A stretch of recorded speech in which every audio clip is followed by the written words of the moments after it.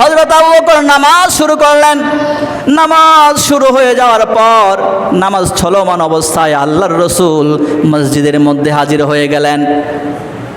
রাসূলুল্লাহকে দেখে মুসল্লি সাহাবায়ে কেরামগণ হাতে তালি দিতে লাগলেন।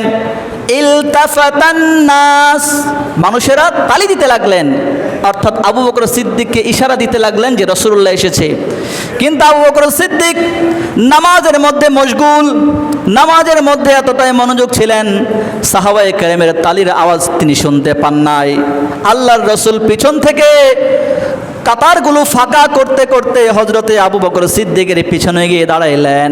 যখন আল্লাহর রাসূল আবু বকর সিদ্দিকের পাশে গিয়ে দাঁড়াইলেন, সাহাবায়ে কেরামগণ আরো জোরে জোরে তালি দিতে লাগলো। হযরত আবু বকর সিদ্দিক বুঝলেন আল্লাহর রাসূল এসেছেন, তিনি নামাজের জায়গা ছেড়ে নামাজ থেকে পিছনে চলে আসবেন। ওই মুহূর্তে আশারান নবী সাল্লাল্লাহু আলাইহি, হযরত আবু বকর সিদ্দিক রাদিয়াল্লাহু আনহুকে নামাজরত অবস্থায় আমার নবী ইশারা দিয়েছেন, তুমি ওইখানেই থাকো, আনিমকুস, ওইখানে থাকো, নামাজ সমাপ্ত করো।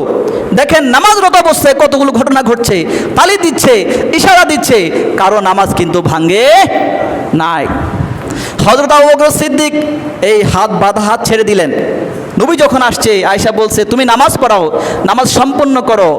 আবু বকর সিদ্দিক নামাজের হাত ছেড়ে দিলেন, দুই হাত আল্লাহর দরবারে উঠাইলেন, উঠিয়ে আল্লাহর দরবারে প্রশংসা করলেন, ওগো রব্বুল আলামিন, সমস্ত প্রশংসা আপনার জন্য, যিনি আপনার রাসূল আমাকে এত বড় যোগ্যতা দিয়েছেন, এত বড় সম্মান দিয়েছেন।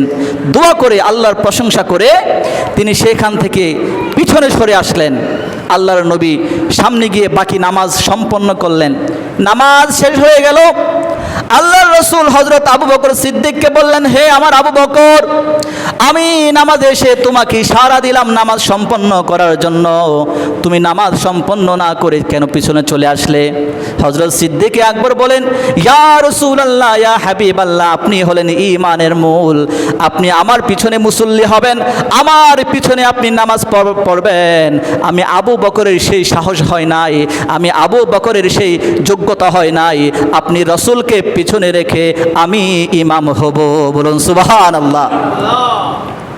আল্লাহর রাসূলের শান, আল্লাহর রাসূলের মান, আল্লাহর রাসূলের ইজ্জত এত বেশি, সমস্ত পৃথিবীর মানুষ যদি আল্লাহর রাসূলের প্রশংসা করতে থাকে, আল্লাহর রাসূলের মর্যাদা বর্ণনা করতে থাকে, আল্লাহর রাসূলের মর্যাদার 100 ভাগের 1 ভাগ মর্যাদা বর্ণনা করা সম্ভব হবে। সুতরাং আল্লাহর রাসূল সাল্লাল্লাহু আলাইহি ওয়াসাল্লামকে ভালোবাসতে হবে, মন এবং প্রাণ দিয়ে নবীর আদর্শের অনুসারী হতে হবে। রাসূলুল্লাহ আমাদেরকে যে আদেশ দিয়েছেন, যে আদর্শ আমাদের জন্য রেখে গেছেন, সেই আদর্শের অনুগামী হতে হবে। এবং যে ব্যক্তি রাসূলুল্লাহর প্রতি আদব দেখাবে, সেই ব্যক্তি সমাজের মধ্যে ভদ্র হবে।